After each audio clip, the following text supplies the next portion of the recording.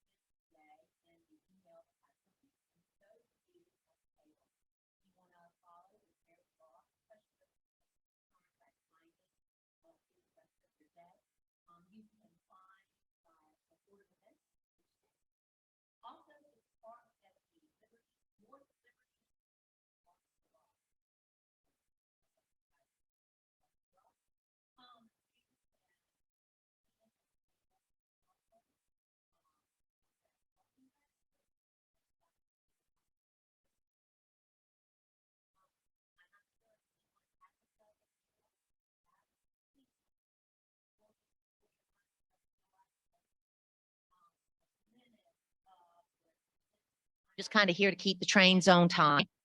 But first, let's also thank everyone who provided today's lunch. That is Milner's American Southern Cuisine Cocktails, Lean Back Soul Food, River Birch Lodge, the Canteen, the Port Kitchen and Cantina, and Rooster's Wood Fire Kitchen. Also, we need to thank Dewey's for their tasty dessert. Oh, everybody loves a good cookie, a good Moravian sugar cookie. So thank you all to our providers of today's food. And also we want to thank the team at Source 4 who supplied your lunchbox, which is ABC of NC's gift to you. We really appreciate them doing that and making it possible. I have several of those lunch boxes. They can hold 4 bottles of water or 4 adult beverages if you're headed to the Wake Forest game or the Winston-Salem State game this weekend. Just, someone told me. Anyway, make sure you take them home. And we also want to thank, before we get started, a lot of really important people who make all of this possible. So first, I want to ask you to join me in a round of applause for my fellow board members.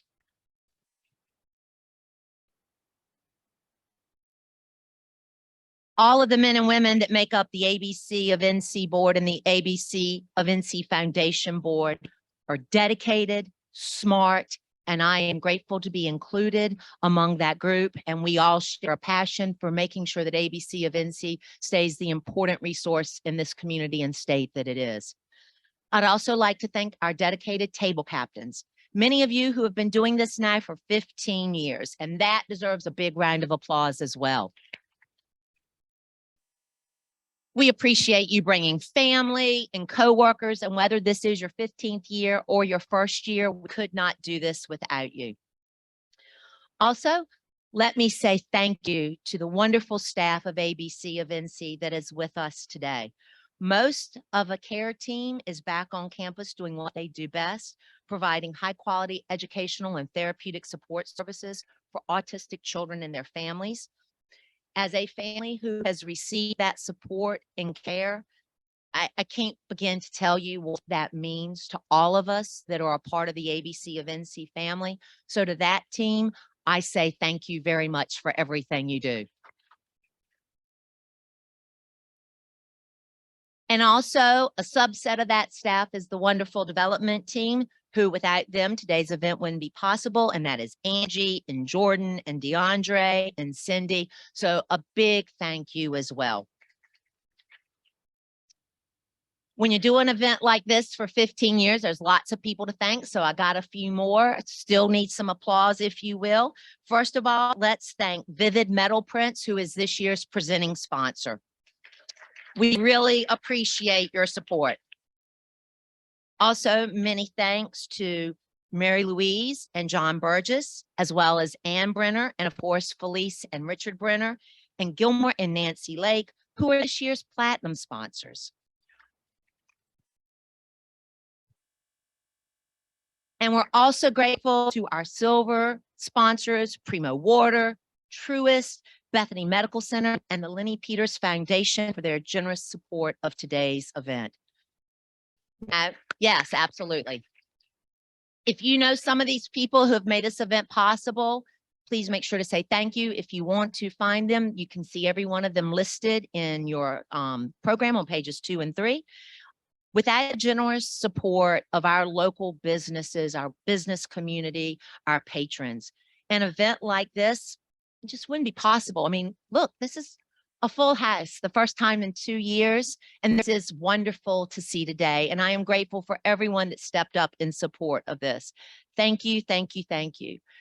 What you do here today gives patronage to these local companies as well. Your support of this event supports them and makes them understand that events like this matter in our community. And lastly, but most importantly, I need to thank all of y'all. I appreciate your time. We all appreciate your time, your support, and your commitment to the cause of serving families living with an autism spectrum diagnosis.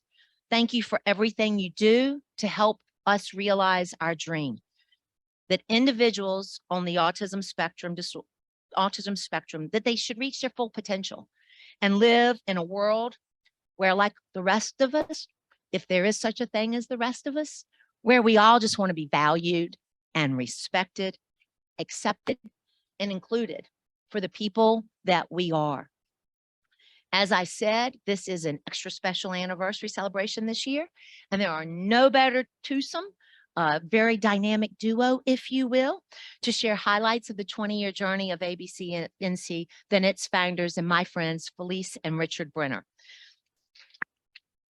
They will be followed on stage by one of our original employees, Executive Director Celine Johnson, who will share more about how the organization is serving our community today.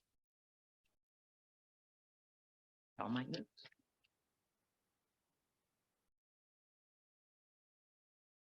Thank you so much, Michelle. Oh, it's so nice to see so many people in person again. And we are just so excited to be celebrating 15 years of this event and 20 years of ABC. My job, and they told me to be brief, so I'm going to talk as fast as I can. I'd like to offer a little perspective on the history of our organization and how we got to where we are today. So much has changed since we started ABC of NC 20 years ago. We were founded as an itinerant service, meaning that we drove around to people's houses with 6 employees. And now, thanks to our generous supporters like you and many years of advocacy work, we have grown to the largest center-based autism provider in the state with almost 100 staff and a thrilled 3-building campus. So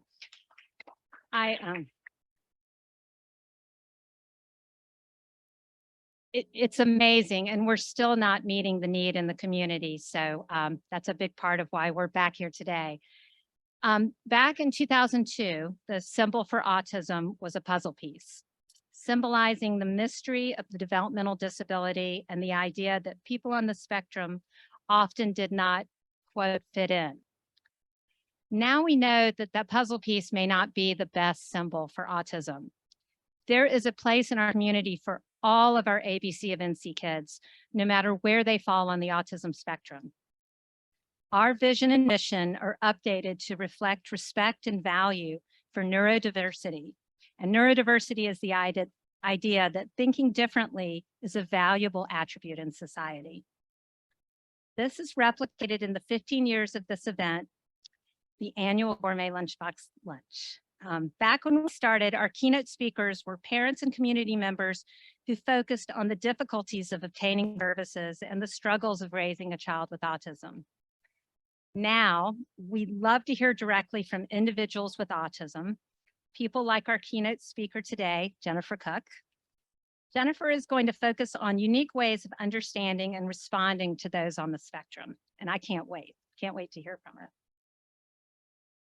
On a personal note, we want to thank each and every one of you for being here with us today and remaining ABC of NC advocates. Many of you, and actually I went through the list of attendees, I counted over 100 of you have attended this lunch every year since its humble beginnings in 2007. So thank you. Thank you. Including the year that we had a typhoon and everybody came in soaking wet. Luckily, it's nice today. It's been a long and often difficult journey, but we are so proud of how we've adapted, grown, and helped our families succeed.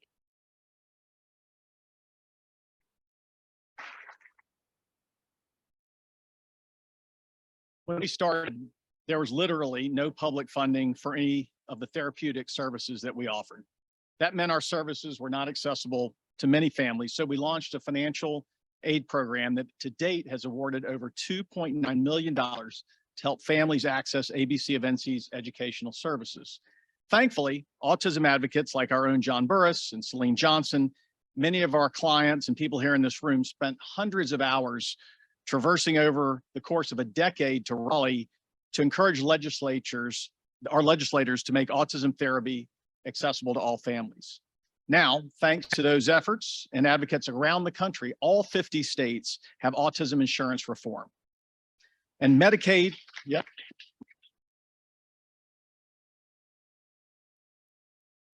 So from Ann Brenner and Mary Louise and John Burris, who are original supporters and cheerleaders, to Highland Presbyterian, who first housed us, to the SECU Foundation, who provided the biggest gift towards the building of our autism clinic, to every person who has given at our previous Gourmet Lunchbox lunches, we cannot stress enough that this community has come together to make this happen. This is not one or two people making a difference, it's everyone. And we know that our therapy is highly effective and that every child at ABC makes significant life-altering gains. We know our dedicated staff puts their hearts, their minds, and their bodies to work, making a real difference in every child and family that comes to ABC. Now, because of supporters like those of you here today, we've been working for 20 years to ensure that children with autism and their families feel hope and support. They receive the treatment and care they deserve, and they live in a community that sees their value, embraces their differences, and knows their worth. We thank you again for being here, whether in person or online, and for supporting us financially so that we continue to meet our important mission of helping families with autism. And now, our Executive Director, Celine Johnson, will share a few words about the work we're doing at ABC today. Celine?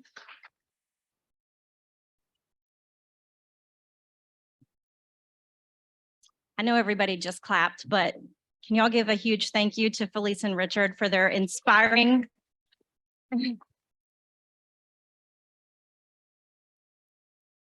I just have to say for their inspiring vision, truly unprecedented courage and continued dedication to ABC, all of which have brought us where we are today. So a big part of my job is to lead efforts towards our strategic plan and future vision. We're excited about our next 20 years, and I'm here to share just a bit about some of our plans. Like many employers, one of our greatest challenges is finding, hiring, and keeping qualified staff. As many of you know, it takes a great deal of training and expertise to provide the specialized services like those we offer at ABC of NC. In April of this year, so excited to announce that we launched the Burris Brenner Employee Scholarship Fund, which will allow eligible ABC of NC employees to pursue advanced degrees that further the treatment and education of children with autism.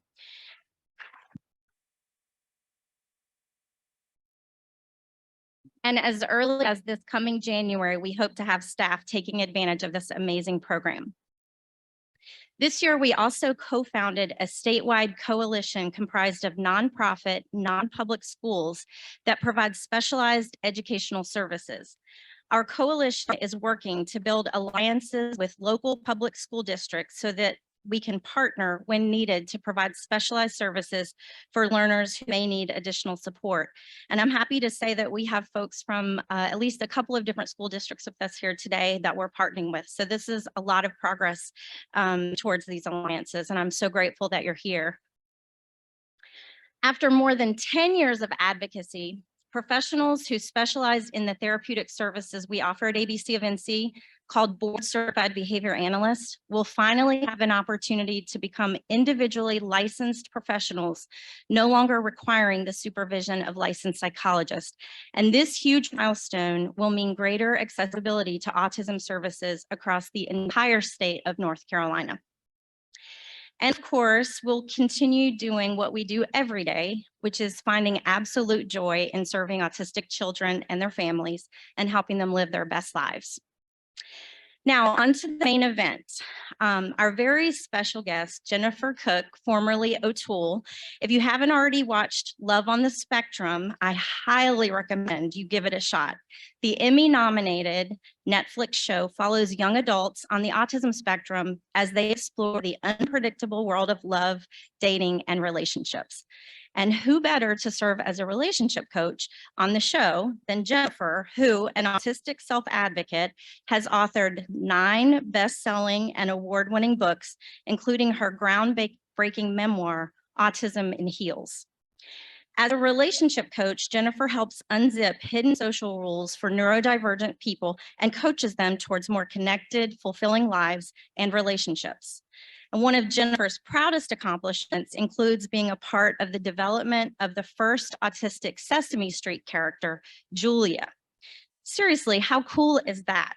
ABC friends, we are in for a real treat. Please join me in welcoming Jennifer to the stage for her beautifully titled keynote address, Love on the Human Spectrum.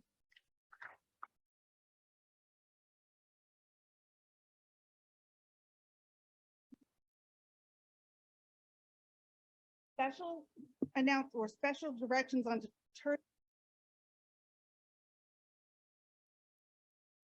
Can you hear me? Yes. All right.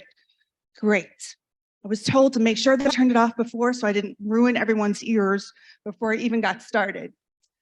So I'm going to ask if we could pull up the slides.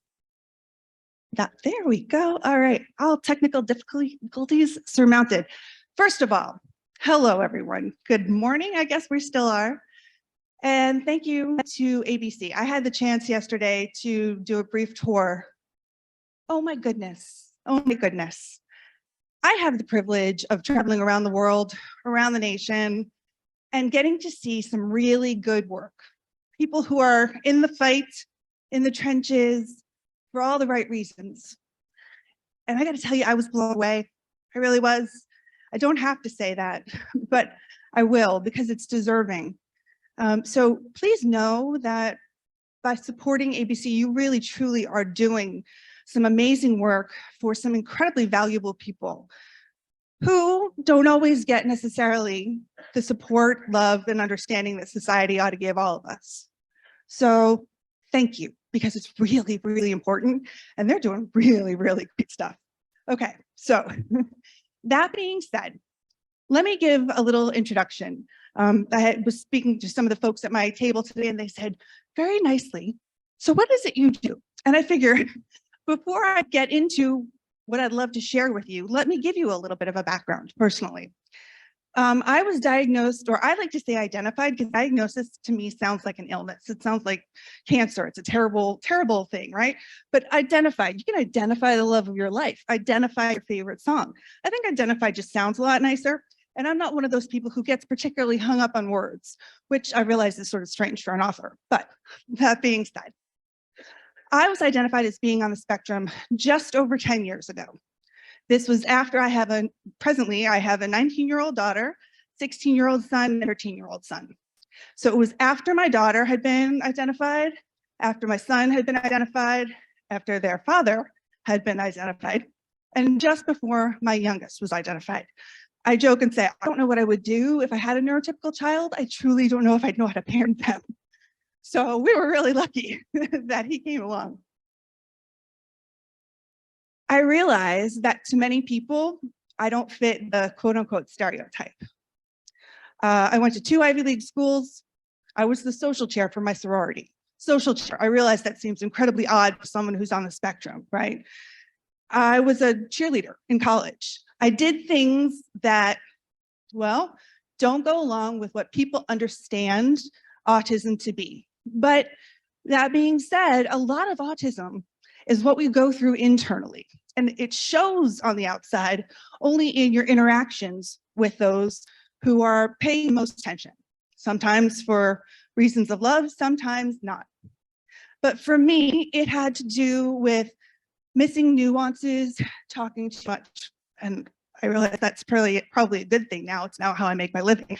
But over talking, oversharing, not understanding social boundaries, not understanding sometimes literal language, sensory things. Oh my gosh. And I was bullied terribly when I was in middle school, terribly. So I get it. No, nobody in my family, nor myself, is non-speaking. We talk a lot, sometimes to the point where headphones are necessary. And, not but. And the experiences that we have are at their core the same as everybody else on the spectrum. And the experiences that we have as people on the autism spectrum are, by and large, the same, perhaps with the volume turned up, as everybody else on the human spectrum. And that's what I'd like to share with you today. Because I get to sit, I'm on the Council of Autistic Advisors for the Autism Society of America. I get to work with Congress to help decide what grants will be awarded. I get to do all these really cool sounding Sesame Street, because that's like the best ever thing, and get to be on Netflix. What? I'm just saying, I'm gonna be honest, it's the first time my kids were like, whoa, okay, maybe mom is doing something cool. I get to do all these grand things and they sound great on a CV, but I'll tell you what, honestly, my favorite thing is getting to come here and sharing and looking in faces as people suddenly go, oh yeah, that kind of makes sense. That's the best thing. That's the old teacher in me. I love it. So today we're talking about love on the human spectrum. I am going to go as fast as I can. I realize I'm in general kind of a fast talker, but today I only have 40 minutes and I'm trying to cram in what I might do in over an hour. So we're really going to go as fast as we can. Okay. Sometimes I say that autism is a bit like having red hair. What the heck am I talking about? I ask myself that a lot. What I mean is this. Yes, it's genetic. Yes, it's rare. Yes, it took me 3 kids before I could point out and say, see, it's natural. But I don't know what people were expecting, that my children and I, people seem very confused when they'll say, you know, that if their child has been diagnosed, they're surprised that a parent, a sibling, an aunt, an uncle, a grandparent sort of fits the bill too.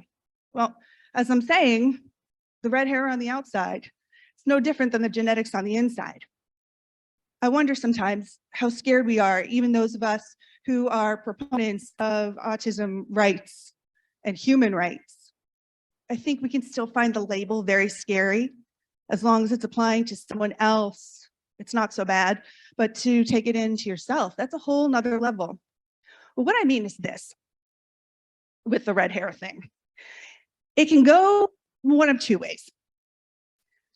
Sometimes people really hate having red hair. I can tell you my youngest was recently told he was subhuman because he had red hair. He gets bullied a lot. And that kind of hurt. And I can see why. But at the same time, it's gotten me some really good parts in musical theater. It stands out. You can't forget it. It shows up. You notice. And I have to decide, yes, I can sunburn through a window. It's been done. Yes, I'm allergic to like every lotion I could possibly put on my skin. It comes along with the hair. It's true. These things are true. and, not but. And like I said, I've gotten some pretty cool parts. I think my husband digs it.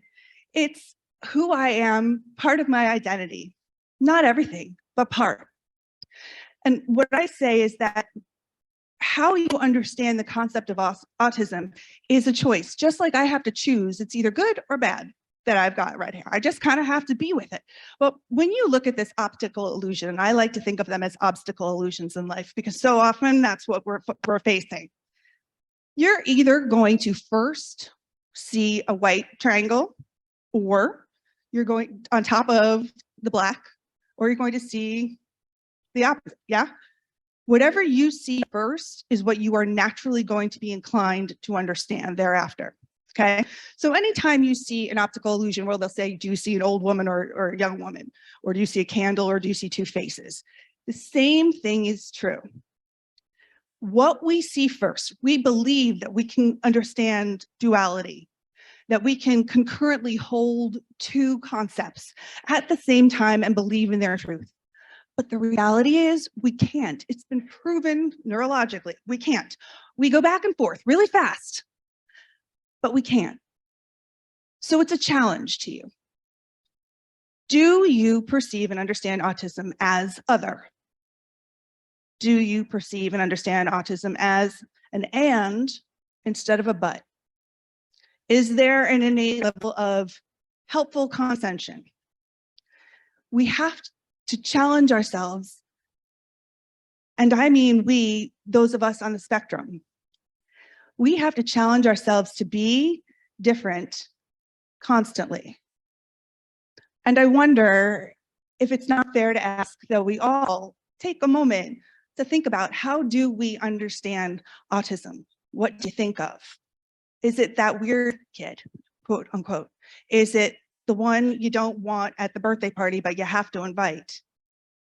Or is it perhaps someone who can change the world? Sometimes in big ways, and sometimes in small. Those powerful, intimate ways that change hearts.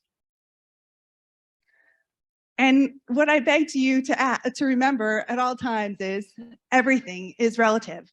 So when you're checking, and when you're checking yourself and saying, where do I genuinely fall on that human spectrum? And how much am I respecting others who are part of it too? It does, you know, how deep is the mud? Depends on who you ask. That's true in life, isn't it? And that doesn't mean for that little, well, almost corgi, little pup, doesn't mean that he's wrong or she's wrong. We are all living our truths. And so I ask and expect that when showing kindness and respect to one another, we show a little for ourselves too. Because when it comes down to it, everything is relative. And I'm asking you to consider your perspective and from whence it comes. If you look at these lines, and probably a lot of you have seen this design before, if you look at them, you can't tell right in the beginning, but these lines are parallel. They don't look it at all. They look completely catty-corner and skewed. But perspective is based on background information, location, previous experience, sensory input. Perspective is incredibly relative and incredibly chock full. It is what the place from which we view all things. And those of us on the spectrum, this is where I ask for that tenderness, that love, that remembrance that before and after all things, we are all on the human spectrum. I ask you to remember the relativism, and I ask you to understand that for those of us on the spectrum, we are constantly having to assent to and consent to a reality that for us doesn't exist. Whether that's, this is what play looks like, but it doesn't feel like it to us. Or this is what should be fun, but it doesn't feel like it to us. This is what romance should look like, but it doesn't feel quite right to us. Well, maybe it does, but maybe it doesn't. Maybe learning needs to be doused in your special interest, and that can help you to surmount anxiety, the absolute nemesis of all things awesome. Maybe but maybe others don't like that. I guess what I'm asking you overall is a little bit of mercy. I think that comes, if taken right, not in a way, again, that's condescending or looking down upon and aren't I great for being patient and kind to you? Not at all. It's simply understanding and remembering that we are all literally having to consider social rules that we don't know exist, right? We're playing the game of life without the directions. To that point, actually, I can just point to your centerpieces, which I did not know they were going to do, but Jordan put them together and I think they're beautiful. So yay, Jordan. When I was first diagnosed, I should say that this journey has been, for me, absolutely surreal. When I was first identified, I had these young children and I was doing what so many special needs parents do, which is that I was shuttling from therapist to therapist, making sure I was doing enough speech pathology and OT, and that I was doing brushing techniques and squishing their joints and making sure that I was feeding them the right thing and not feeding them the wrong thing, and everything I could possibly do from morning to night, and trying to make sure everyone slept, completely forgetting about myself, because you're just not even a present. You're not even present when you're doing all this. You're loving so hard. When I was first diagnosed, though, something changed. And for me, it was a gift. Understanding, remember back in high school where math began with if this, then this? I hated geometry, but I can hold on to that. That's how this moment worked for me. And I ask you to consider this perspective, that sometimes an identification is the kindest thing you can give someone, no matter what their age is. Because for me, it meant, okay, I wasn't always, quote unquote, too smart for my own good. Or I didn't mean to be that bossy girl who talked all the time and wanted all the attention. Or, or maybe it was okay when I was being silly, when my jokes fell flat. And it wasn't because I was an only child and I just knew how to relate to adults. Maybe when I was complaining about all the shoes I had to try on, it wasn't because I was being ungrateful. It was because they genuinely hurt in a way that others couldn't understand. The point that I'm making is mercy. I sat in a therapist's office and she began talking about something or other. And I said, hold on, please wait. And I started scribbling and she said, what are you doing? I said, I'm writing down a social rule. You don't even know what you just did. You just gave me a social rule. I didn't know it. I've got to record this. This is important. And she said, what are you talking about? Well, not long before, I had, as I said, had 3 kids. I'm running around doing everything. The therapists in our life had said to me, would you please either start a school or write a book? And I thought, that is hysterical. I've got 3 kids under the age of 10, and I'm going to start a school. Now, I think Felicia and Richard maybe have put me to shame here, but that being said, I thought that sounded a little crazy. But write a book? Okay. I guess I could give it a whirl. I guess I never really thought twice at it because I never thought it would amount to anything. Well, as one does when one's on the spectrum and you throw yourself in, wrote a book in 3 weeks, had a book, submitted it to one of the world's preeminent publishers of autism literature in London. It was a Monday. I got an email back on Wednesday asking if I had the whole manuscript. I said I did. I sent it.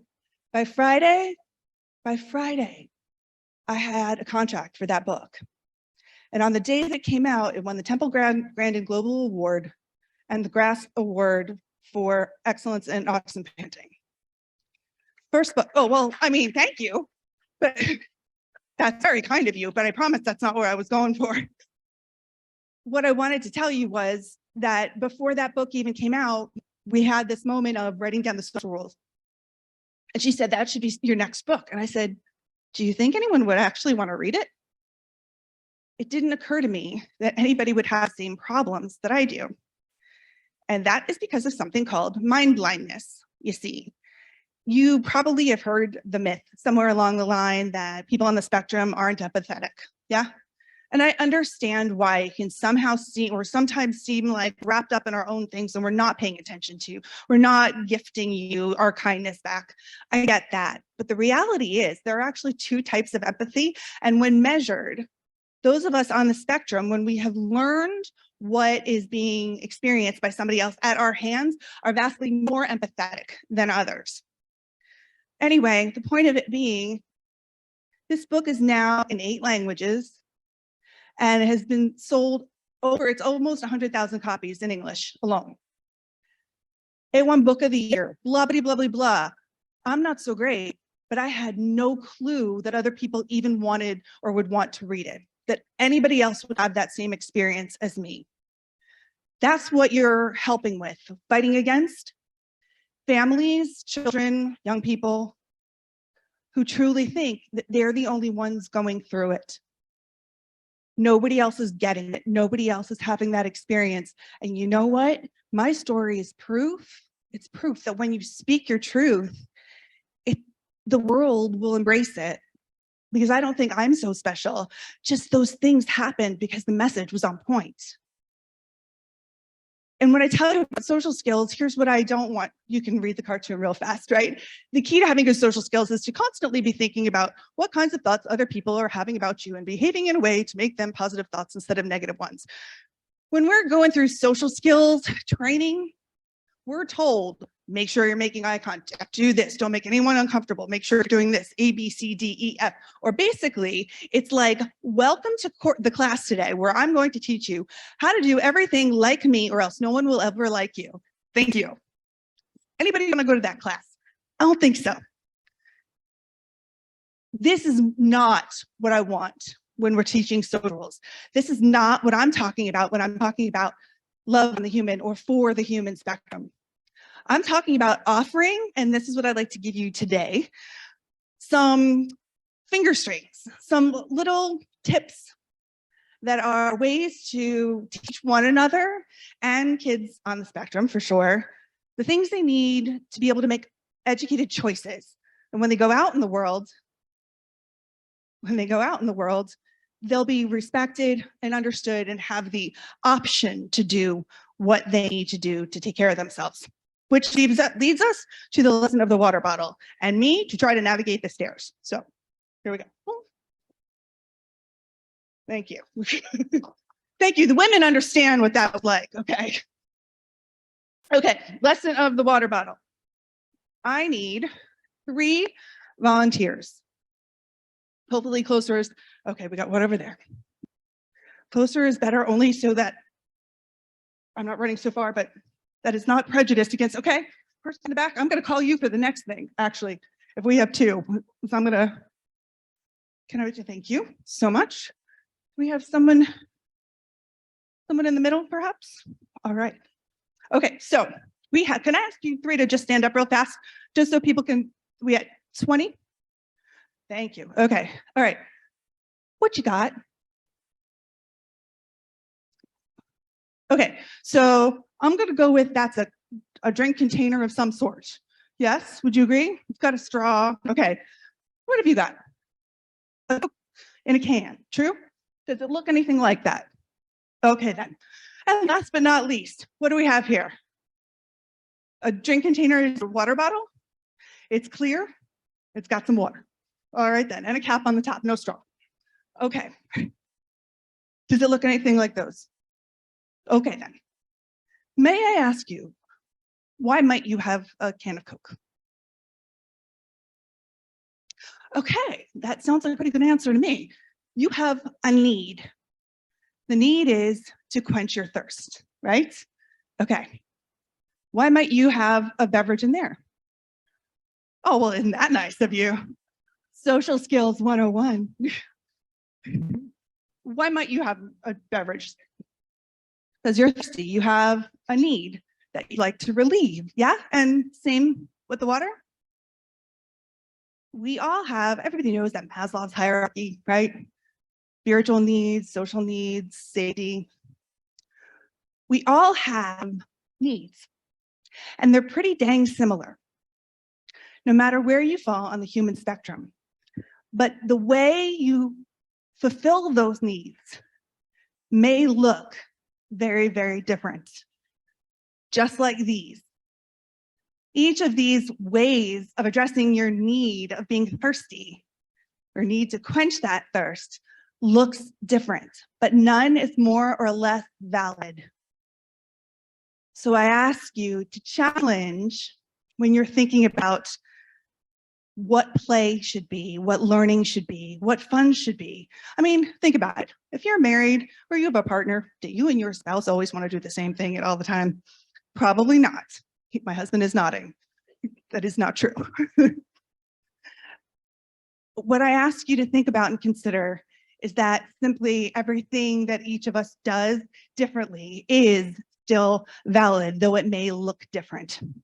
And when we're looking at these kids, those of us on the spectrum, I realize that sometimes some of the things that we do is a little bit different, but nobody's going to make fun of you or not want to hire you or not find you to be a worthwhile friend because you have a water bottle instead of a Yeti. So maybe the next time you see a flap or you hear somebody talking about their favorite subject on and on and on, you consider that there's still value to it. And everyone's just scratching their own itch in a different way. Thank you for the three of you. I appreciate that. You can hold on to them for now if you don't. Okay, that's great. What did I just do with the? Okay. Oops, wrong way. So when it comes down to it, I say Julia's got this. That's Julia. She's my buddy. She is the first autistic character on Sesame Street. And I got to help as part of her development. And that's actually my 9th book, which you're not supposed to see yet. Shh. But the whole point, what they wanted, Sesame Street wanted, was for me to explain what autism was to pre-K and second-year-olds or second graders. That's hard to do. It's a big concept that is complicated for the best of us. If I were to just sit here and tell you, well, autism spectrum disorder, which I like to call dynamic, is about A, B, C, D, E, F, G, would you be able to explain it, really? I'm getting no. And I'd say it's a difference in the way that we understand and make friends and interact. It can make certain things hard. It can also make us caring and clever. Well, what I wanted to set out to do in this book was to make the point that we're all a little bit different and we're all a little bit the same. And that's what makes us good friends, coworkers, employees, partners. Because in the end, that's what the story is. And I've been asked about on Love on the Spectrum, which is where I was giving dating advice to folks who are on the spectrum. And one of the, how many people have seen the show? Just so I get okay, it's on Netflix. No? Okay. So kind of, yeah. All right. So if I tell you this, basically, one of the gals who was going to go on a date, she basically asked lots and lots and lots and lots of questions that didn't have to do with anything necessarily that we were trying to talk about. And they kept going on and on and on and on. And there was really not going to be a way to have a conversation or a dialogue if she kept this up. So what did I do? I sat her across the room and I took a bunch of ping pong balls, as one does, of course. And I rolled a ping pong ball at her and I asked her a question. And I rolled another ping pong ball and I asked her a question. I rolled another ping pong ball and I asked her a question. I did it again. And she said, that's a lot of questions. And I said, it really is, isn't it? How about we try this? I rolled one ping pong ball, asked her a question. And I said, now you. She answered it and rolled it back to me. I answered it, asked a question, rolled it back. We went back and forth for a full minute, and instantly she had an engaging conversation. Her ability was there the whole time, unlocked by a ping pong ball. No, unlocked by respect and a little bit of creativity. I like to say that, because I know there are folks in here who have children who are adult children or young adults who are looking to get into dating. Honestly, the same things that that they were taught when they were learning to make friends are the same things that are important now. Leveling up. Dating is, it still invites someone new to play. Find somebody new, but find your tribe. Show each other how to play games, explain the rules first. Things like this. And I don't mean necessarily play games with somebody you're dating, but I do kind of actually. Sometimes it's a matter of being patient, asking when someone's confused, simply taking turns and remembering that different is what makes us all great. Because when it comes down to it, what comes naturally to you are things that we have to intuit. I'm sorry, that we do not intuit. We have to analyze, and that's what I did. That's how you've got the book in front of you. It's doing a little investigating and realizing that there's this order to everything that all of y'all do. You didn't even know it, but you're walking around doing a little cycle every day. And it's simply this: people observe, and then they think about what they've observed. They feel something that they've thought about, and they do something based on that feeling. Here's what I want to leave you with that. We're taught often that feelings can't be wrong, right? I cannot argue with your feelings. This is true. But when you say, I feel that, or I feel like, what's coming next is an opinion. And very frequently, our opinions are based on misinformation. Feelings are always adjectives. So it's important to check your own feelings. And when I am teaching my kids, teaching others, considering what I want out of a situation, I just play it backwards.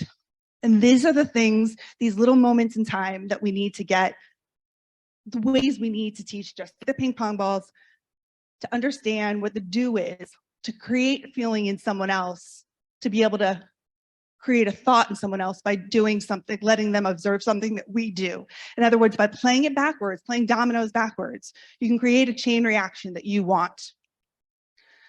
Which comes to, okay, how much time, where did Jordan go? Jordan, how much time do we have? We can do it. Okay, cool, hold on, yay. Little activity. So gal in the back was kind enough to raise your hand. Yay, thank you so much. Come on down. You're on The Price is Right. All right, I need one more volunteer. Doesn't matter, are you volunteering or just, no, she's sitting down. That's okay. Yay, thank you. Okay, we got either one. Yes, no, right here. No, you're good. You're, yes. Yay, thank you both so much. All right, I'm gonna hold on. I don't wanna squeal with this for a second, so hold on.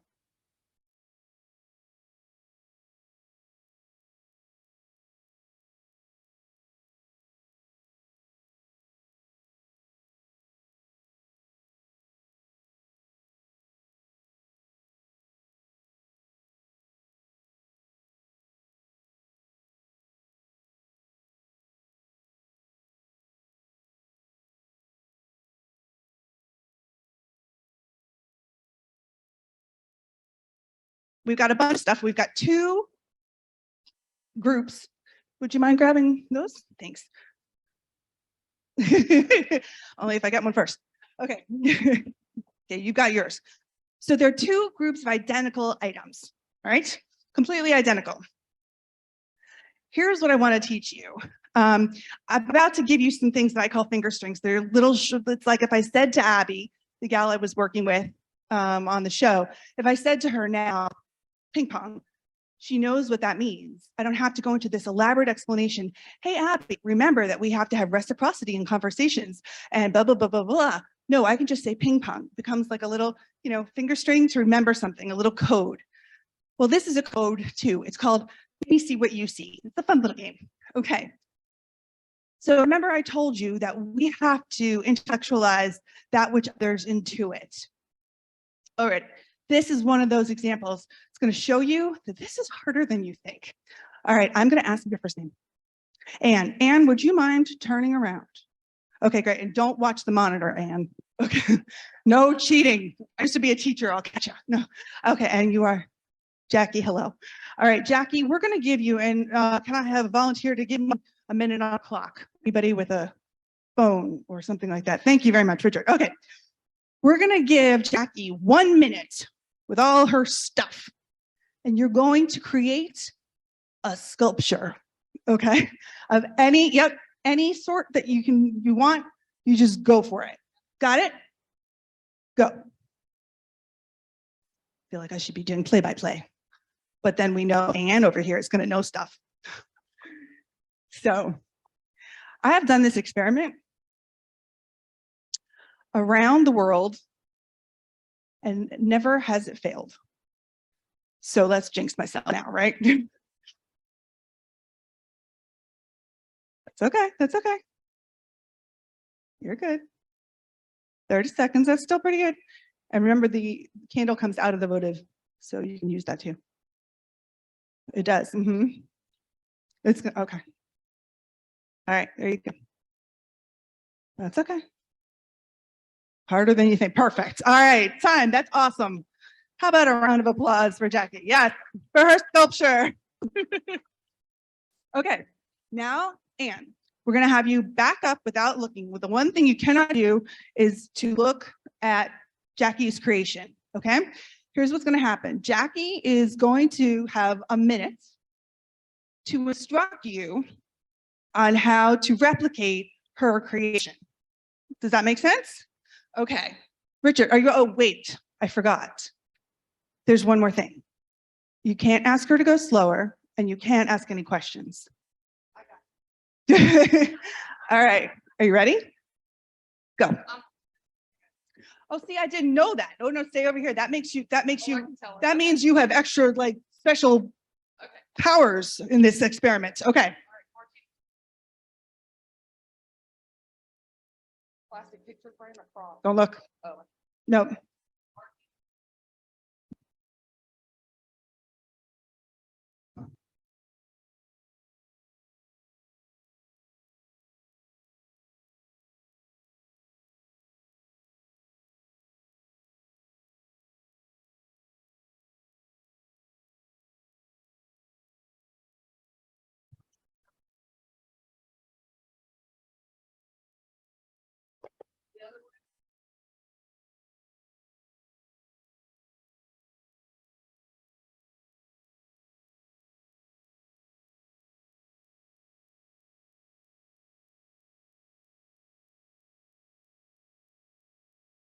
Okay.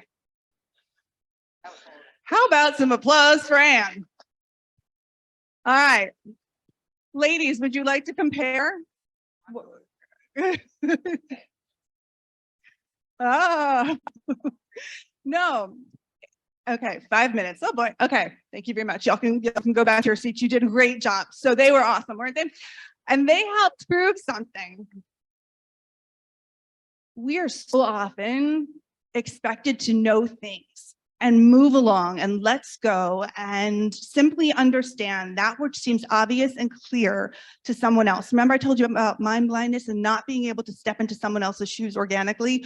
We can't do that. We cannot organically see someone else's perspective without learning and how to do it. And then of course we're expected to generalize from situation to situation. This is not easy. That is why the intuiting, or rather than studying and learning about the observe, think, feel, do. That is why those are superpowers for us. If we can learn how to do that, how to unzip the social rules that others are simply navigating easily all the time. And this proves the point that that which is dismissed, that which is so simply tossed aside as being equal or easy information to digest, isn't. It's hard. We do this in day-to-day communication with one another. I'm telling you, folks, again, I go back to if you're in a couple and you take your time to help somebody see what you see, you get a lot less arguments. It works. It works. So what they really did was, okay, I'm just going to have to, no, could I have the slides back? I know I only have a minute, but there we go. Okay. They have proved that it is essential that you help to make us see what you see. If you are a parent or a caregiver or a teacher, therapist, grandparent, aunt, uncle, best buddy of, help us to see. Don't use pronouns. Put it there. Put what where, please. Okay. Try using the actual names of things, the antecedents, right? The grammar geek says. You can take your hand, you can put your hand out on right on the table, trace it. If that were pencil, all you need to do is when you take that, when you lift your hand away, make little bumps, just like that, little C's, upside down C's, if you will. Erase your hand and you've got a 3D image. What's that about? It's another finger string. It's another sleight of hand. It's another ping pong ball. It's how to say, okay, I think you need to look at this in a different way. Do that activity, do these little things like that. And what happens is that the information goes from enormous and sometimes overwhelming to little pocket-sized. Because when it comes down to it, what we really need above all things, and I know we're really pushing time, so I'm gonna jump through, is we really need your help. And we really need some help navigating friends and friendship, whether that's an actual platonic friend or whether that's someone who eventually levels up and becomes a partner, or a business friend or acquaintance or mentor. It's really tragic if you ask people, especially children on the spectrum, what is a friend? More often than not, the answer comes as a list of negatives, as a list of a friend doesn't do this, a friend doesn't do this, a friend doesn't do this. Can you imagine if you asked a child what a good parent is and they said, well, a good parent doesn't hit me or stick me in a closet or make me go without food? What would we all anticipate? We'd all say, oh my Lord, that's what this child knows, right? It's the same thing. A good friend doesn't this, doesn't that, doesn't tell secrets, doesn't bully me. That means that's what these kids know. You know, the idea of being in a grocery store and everybody else's grocery cart like looks better somehow. And then you see people trying to figure out like, how do you pick a good cantaloupe? And you know, they're knocking on the thing and they're sniffing the thing, and everybody wants the same thing, but nobody really knows how to go about getting it. Melon picking is simply a way to remind someone that you have to know what you're looking for. You have to learn the virtues of a good friend, and that sometimes being a good friend is hard, that it's not all or nothing. There are things in there, but they're the things that we've learned about friendship, about love, that we need to teach. Because remember, that which we know is not necessarily implicitly understood. All right, we're almost done. I know Jordan, we have 1 minute. Okay, so, but at least we got to do the fun stuff together. These are all simply, like I said, little finger strings. Watch the show, you'll get the idea. It's that play at all ages, through kinetic, concrete experiences, how we learn best. And when it comes to it in the world, I guess I'll offer you this. I'll ask you to do everything to remind that person, whoever the person in your life is that's on the spectrum, that is in your arms and by your side. They will never feel rejected. Remember what I just said about what a friend isn't. Give us a place to know what a friend, what love, what tenderness, what respect, friendship, what it looks like, what it feels like. And that in your arms, they will never feel rejected. They will only ever feel valuable and important. Because in the end, every single one of us is on the human spectrum. Thank you very much for your time today. It was wonderful to be with you.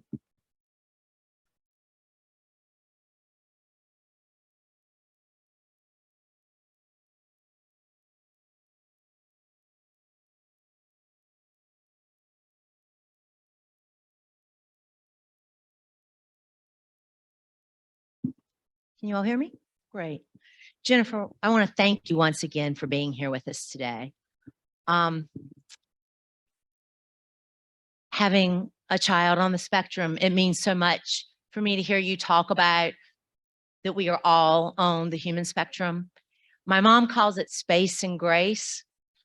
And I think it's something that Jennifer reinforced today, that if we just give each other that mercy and that space, we can have remarkable relationships in our lives with people that we never expected to be in our lives. And we all need to open ourselves up to having those human connections. So thank you once again for being with us today. It's really lovely.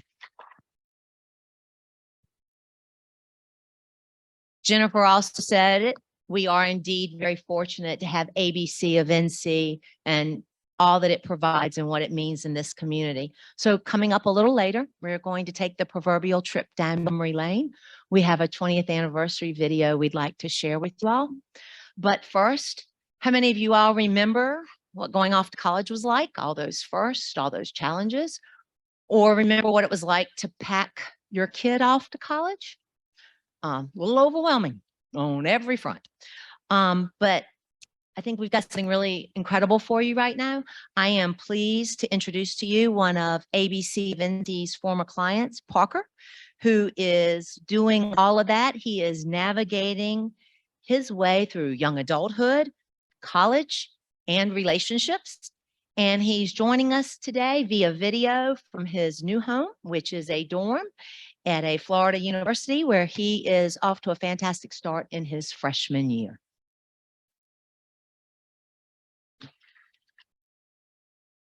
Hey everyone, my name is Nick. I've been an RBT at ABC for 2 years, and I had the pleasure of working with Parker during his last year here. It was a really exciting time for him as he was getting ready to move down to Florida and transition to college living. So I'm glad we have some time today to talk about all the great things he worked on and his experience. Hello, my name is Parker Boylan.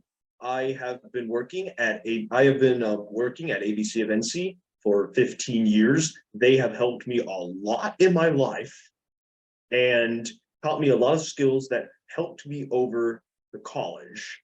I go to Beacon College down in Leesburg, Florida, and I am loving it. I am loving it there. Parker, a lot of what we worked on for getting ready for college, it was a lot of like the independent living stuff, right? Like taking Yeah. care of your living situation, working on how to live with others, in a positive way. But Yeah. the other part of that too, that you had mentioned you wanted to learn about more was your interest in dating, right? Yeah. And part of the way we went about that was watching the show Love on the Spectrum, right? Yeah. Could you talk a little bit about the show, and what you think about it? I think Love on the Spectrum is a great dating show, and I feel like it is a great place for people on the autism spectrum to watch if they're unsure about dating. Yeah, that's a really great point, man. And on that, so on the show, there were a lot of people that were initially like apprehensive or a little bit scared about dating, right? Yeah. How did you feel when you saw that some of the people on the show were finding people with similar interests to them, people that wanted to go on second dates with them and maybe even relationships? How did you feel seeing that? Feel like it was a great thing because for once there were people like me that really wanted to have a romantic partner. Do you think that like there should be more education around dating for other young adults that might think differently, or? Absolutely. There should be more education about autism and dating in schools and colleges. Because part of the reason why some people think autism people shouldn't date was because they weren't educated on it before. They really don't know what autism really is. And I feel like if there was more courses on autism and dating, they would probably think much more people would see that in a different light. Absolutely, dude. I think you're spot on with some education initiatives. And I think part of the issue with that too is, when people do express interest, I think teachers might be like, I've never done this before. I don't really know where to start. So do you think what we did kind of watching those real life examples from the show, do you think that's something you'd recommend to other people that are interested in learning about it? Yes. And I feel like in those classes, Love on the Spectrum should be part of the curriculum. You think so? You feel that strongly about it? Yes. I'm glad, I'm thrilled you enjoyed it so much. And Yes. I think Jennifer will be really happy to hear that too. Yeah. Good.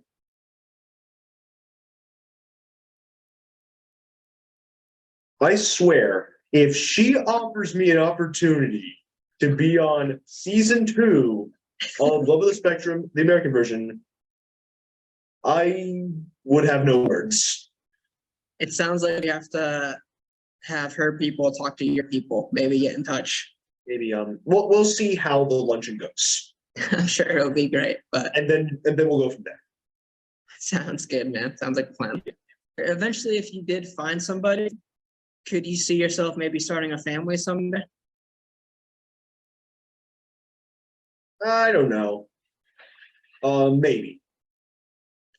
I mean, look, a relationship is one thing, but starting a family is a whole another topic. It sounds like you're very aware of the huge commitment that is. Yes, because having a child costs money. It is very expensive, Yes. very expensive. Thank you so much for attending the luncheon. Your donation means a lot to ABC of NC. And we hope you had a good time. And thank you, Parker, for your time. You really are an inspiration to everyone at ABC and a lot of young adults out there. And I hope, Yeah, I hope your message gets out there. I really hope so.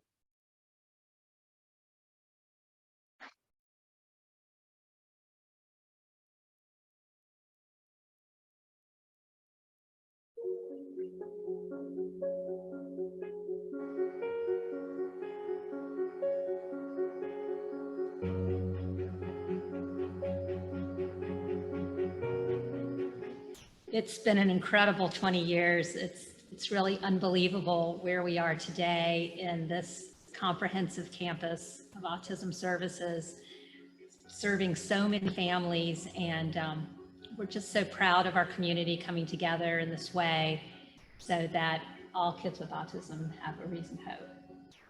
When we started down this journey, working with our son and then looking to how we could help other families, lots of people stepped up. But particularly my mother, Ann Brenner, and John and Mary Louise. But besides them, we had a whole community of people, Felice's family, just brothers, sisters, cousins, and people we didn't even know who wanted to step in and see how they could help. So in the late 90s, when our son was diagnosed, we call that the dark ages of autism. There were still so many misconceptions out there, and we completely changed how people approach diagnosis and services. And now they're learning in a happy, constructive, hopeful place where we understand this developmental disorder like no one else in our community.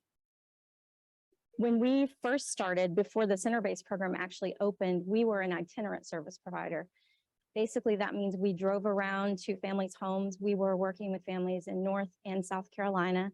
And we joke that our first office was the trunk of my Subaru. Our first office was at Highland Presbyterian. We really didn't have any office space. Everything we had was kind of space that we used for education and therapy services. We did have one room that the staff would also use as kind of office space. We literally had one computer. I have a lot of memories of John and Mary Louise and being at pretty much every exciting event we've ever held. I remember them being at our ground or our ribbon cutting when we moved to Burke Church Road. I remember them being at every gourmet lunchbox luncheon where we've done fundraising, and they've just been our biggest cheerleaders. So any exciting event, they are there, always on the sidelines, expressing their support and enthusiasm for our work. Man, ABC has been like such a huge blessing. Like her 9th birthday, that was like the first time we ever got to throw her like a birthday party. Modesty has a brother, so we always did things for his party, but we never had a chance to like be able to do a party for her. But through her having her therapies here at ABC, she was able to adapt and to be able to handle being around people. So she loved music. She still loves music. She loves the bounce house, and she loves interacting with her peers, because here at ABC, they work with her and she has a goal where she interacts and she plays with her peers. And so we had the bounce house, we had a DJ. She was like playing with her friends. It was just a awesome, awesome, awesome time. And we're just so grateful because of ABC and the services that they offer here. But when you have a kid on the spectrum of autism, there's so many situations like cutting his hair. That was a challenge since day one. And since he started here and he started going to the lab, to the salon here at ABC of NC, and they started going every single day. It took him like 2 weeks to be able to get inside of the room. He allows someone to touch his hair, to cut it, to put the water on it. Like he knows what to expect. Him being able to be exposed to those experiences that is going to allow him to respond and react in a better way. It changed our life. Definitely. Yeah.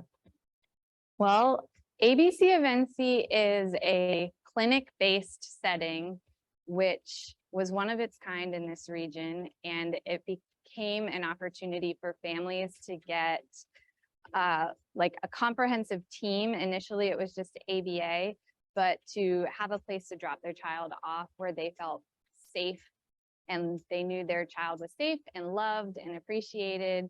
And there was a whole team of people around that child. So that has only expanded and improved upon since we first opened. We've always been a safe, loving, accepting environment. And with each passing year, we have been able to develop a wider team of people around each child, such that now they also have access to almost all of the therapies to help them reach their potential. So the great thing about ABC is that if he needs a particular skill for that job, then we just have to let them know and they figure out how to help him learn that skill, whether it's a communication skill or a practical skill, which helps him be more successful and helps him to maintain that job. ABC introduced a coffee shop here in the program, and Greg has proved himself very happy to participate and serve people coffee. He really is a very social person, and his ability to have that opportunity to interact with people, thanks to ABC and our sponsors, Mary Louise and John and Anne, who have been part of this mission all along. He now has 2 jobs, he's really enjoying, and we're hoping that it's going to turn into almost a full-time job, which would not have happened without his time here at ABC and its continued time at ABC. This is probably my favorite thing to talk about, so I'll try to be brief. But what makes ABC so special to me is our approach to intervention, and the sort of unique way that we've always applied the science of ABA with love and joy and extreme respect for our clients.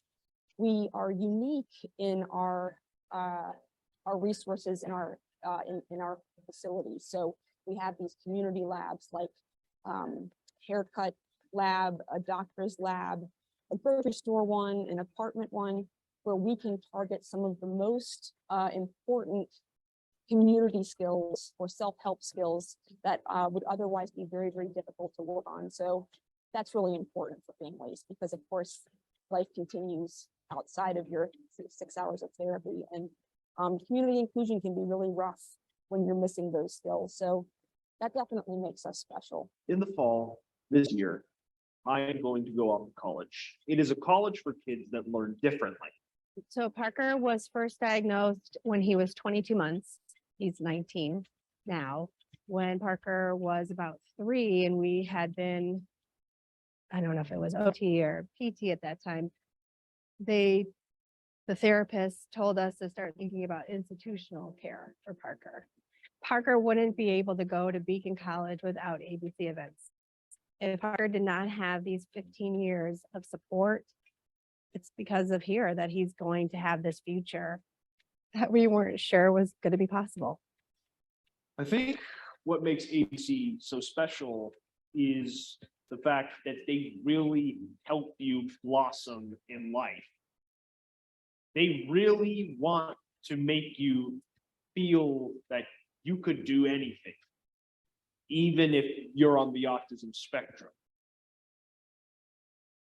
Huge heartfelt thank you to John, Mary Louise, and Anne, without whom none of these amazing milestones would have been possible. Your passion for autism services, your undying dedication to ABC of NC, and just your gigantic hearts and your generosity are such gifts. We thank you for those.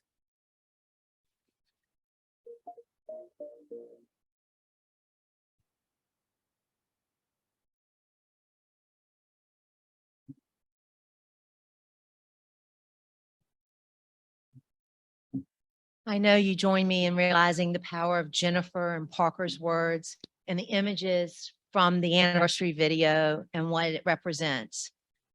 You don't have to have a child on the spectrum to understand all any parent wants for their child is love and acceptance of who they are, their unique, wonderful selves. And to be honest, my husband Richard and I worried that Jackson would not find that when he received his diagnosis. That was 1998 when he was 3 years old. And the diagnosis was so infrequent then that most pediatricians really weren't equipped to answer our questions. We literally knew no one with an autistic child, and we felt like someone had given us a roadmap, but there were no roads on the map. And even today, while diagnosis is more prevalent and better, you still are handed that map and it still feels incomplete. My day job has always necessitated a lot of moving for our family. So finding programs and teachers to help us navigate Jackson's needs was hit or miss. We experienced that the first time in the early aughts when we lived here in Winston, and literally right down the road at the same time, Felice and Richard were feeling the same thing. So thankfully and remarkably, when we returned to the area in 2015, that dynamic duo had already kind of figured things out and had put themselves and Celine literally on the road. And we were able to benefit from that dedication and that commitment by the Brenners and so many other people in this room. Our move, like any move, is difficult. For Jackson, it was particularly difficult. It was the first time we had moved in 12 years, which was remarkable at that point. His youngest sister, his only sister, and his best friend was going off to start freshman year in college. I had a new job. Daddy had a new job. He had a new bedroom. He had a new Chick-fil-A. That's a big deal at our house.